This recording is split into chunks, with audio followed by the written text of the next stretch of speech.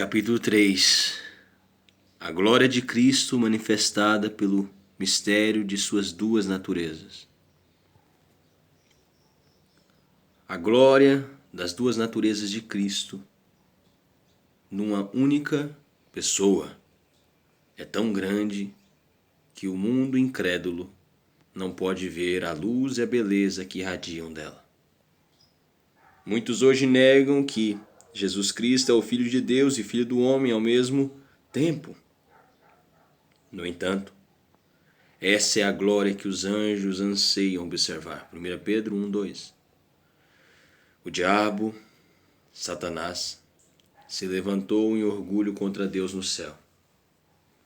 E depois tentou destruir os seres humanos na terra, os quais foram feitos à imagem de Deus. Em sua grande sabedoria, Deus uniu em seu Filho ambas as naturezas contra as quais Satanás havia pecado. Cristo, Deus homem, triunfou sobre Satanás através da sua morte na cruz. Aqui está o fundamento da igreja. Deus suspende a terra sobre o nada. Jó 26, versículo 7. Entretanto, ele fundou a sua igreja nesta rocha inamovível. Tu és o Cristo, o Filho do Deus vivo. Mateus 16:16. Este glorioso fato é mencionado em Isaías 9:6. Porque um menino nos nasceu, um filho nos foi dado, e o governo está sobre os seus ombros.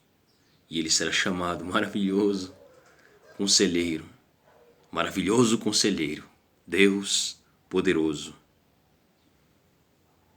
Pai da Eternidade, Príncipe da Paz.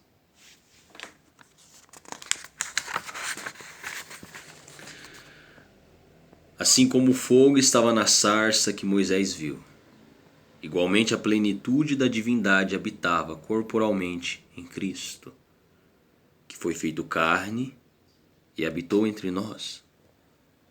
Êxodo 3, versículo 2, Colossenses 2:9, João capítulo 1, versículo 14.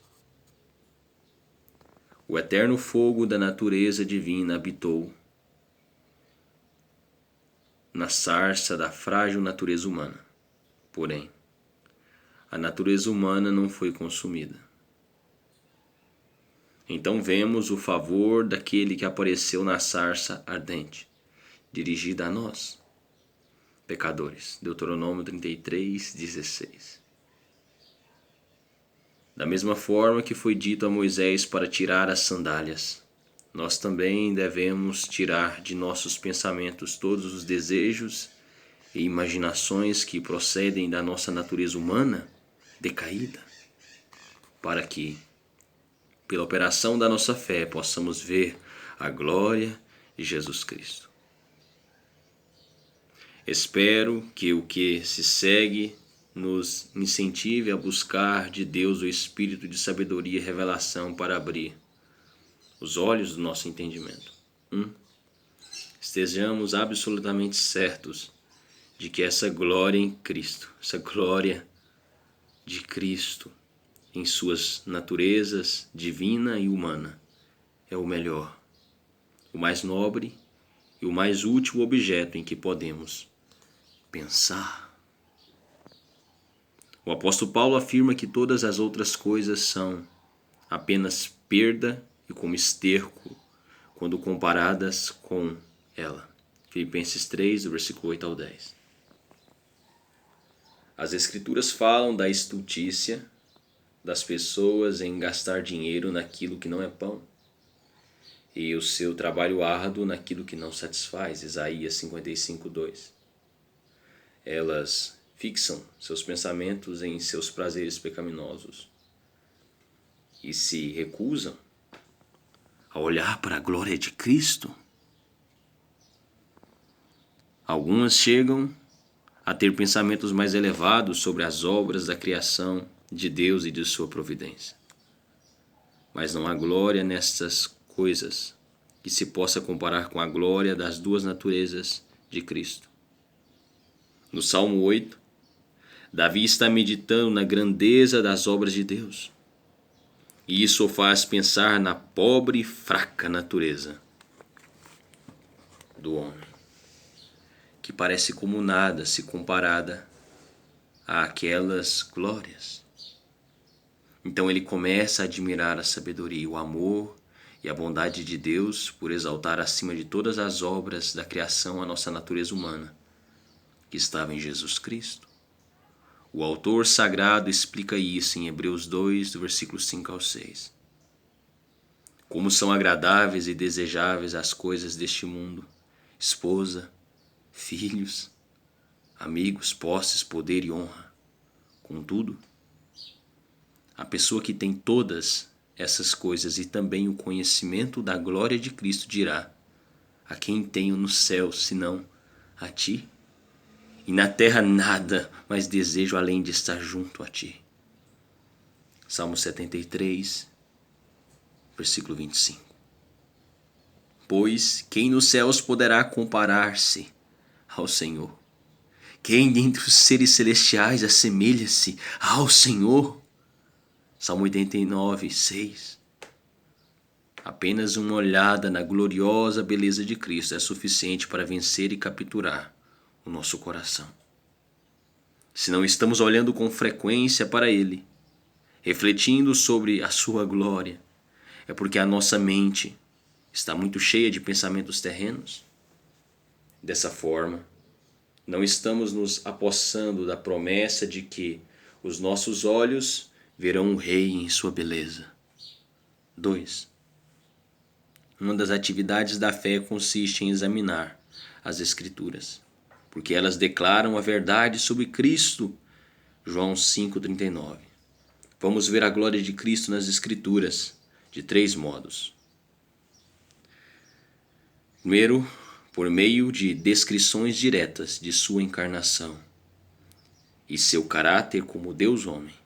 Gênesis 3,15, Salmos 2, do versículo 7 ao 9, Salmo 45, do versículo 2 ao 6, Salmo 78, do versículo 17 até o versículo 18, e Salmo 110, disse o Senhor a meu Senhor, do versículo 1 ao 7, Isaías 6, do versículo 1 ao 4, Isaías 9, 6, Zacarias 3, 8, João capítulo 1, do versículo 1 ao 3.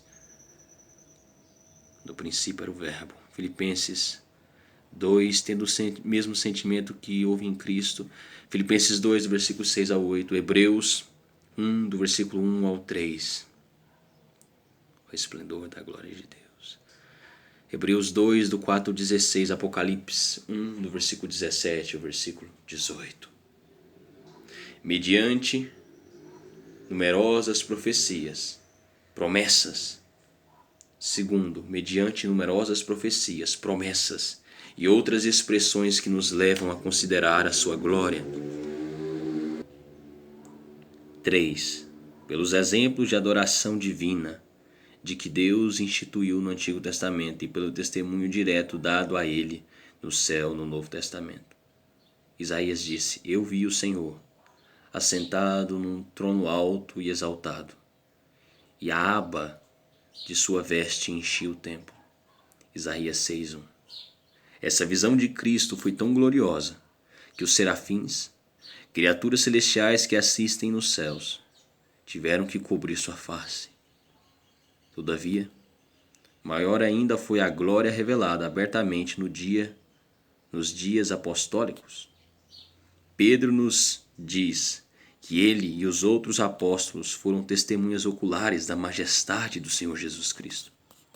De fato, não seguimos fábulas engenhosamente inventadas quando lhes falamos a respeito do poder e da vinda de nosso Senhor Jesus Cristo. Ao contrário, nós fomos testemunhas oculares da sua majestade.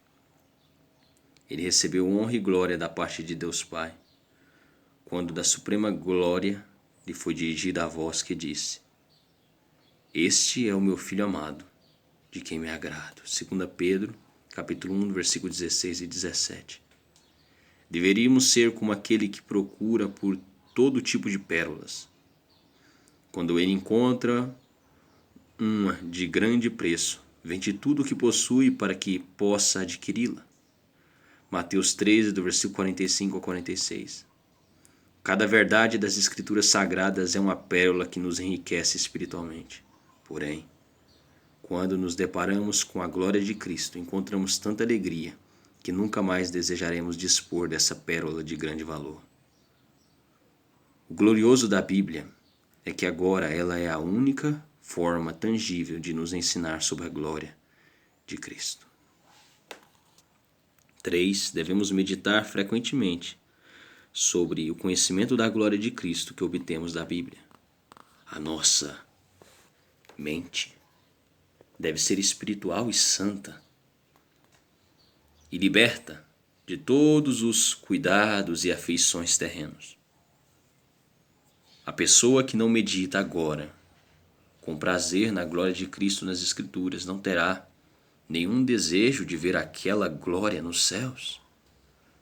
Que tipo de fé e amor têm as pessoas que acham tempo para meditar sobre muitas outras coisas, mas não têm tempo para meditar sobre este assunto glorioso? 4. Os nossos pensamentos devem se voltar para Cristo, sempre que haja uma oportunidade a qualquer hora do dia. Se somos crentes verdadeiros, e se a palavra de Deus está em nossos pensamentos, Cristo está perto de nós. Romanos 10, 8. Nós o encontraremos pronto para falar conosco e manter comunhão. Ele diz: Eis que estou à porta e bato. Se alguém ouvir a minha voz e abrir a porta, entrarei e cearei com ele e ele comigo. Apocalipse 3:20. É verdade que há momentos em que ele se retira de nós e não podemos ouvir a sua voz. E quando isso acontece, não podemos ficar contentes. Devemos ser como a noiva em Cântico dos Cânticos 3, versículo 1 ao 4.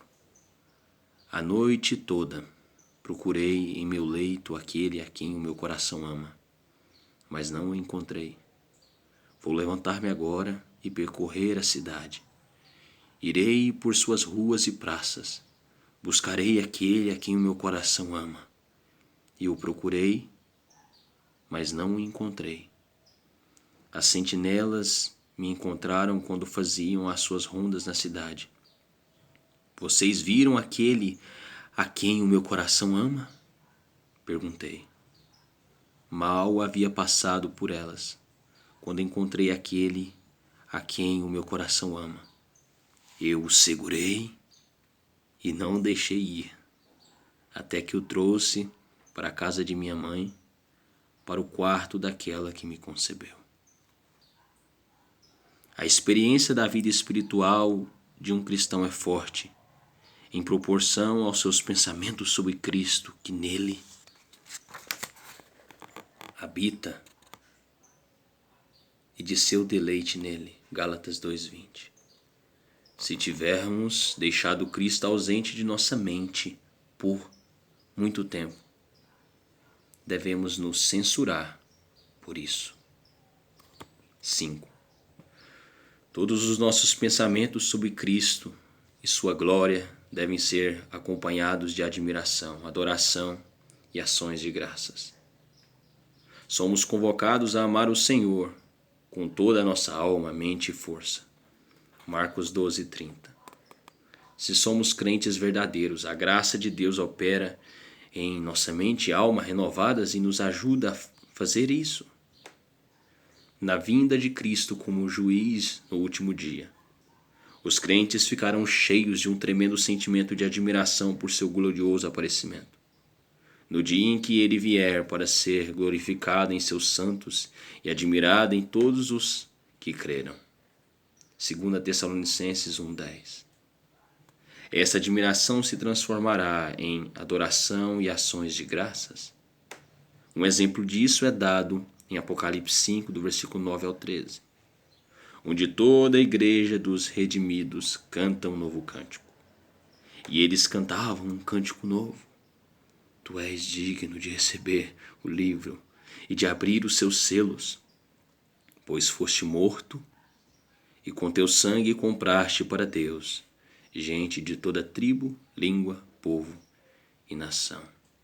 Tu os constituíste reino e sacerdote para o nosso Deus, e eles reinarão sobre a terra.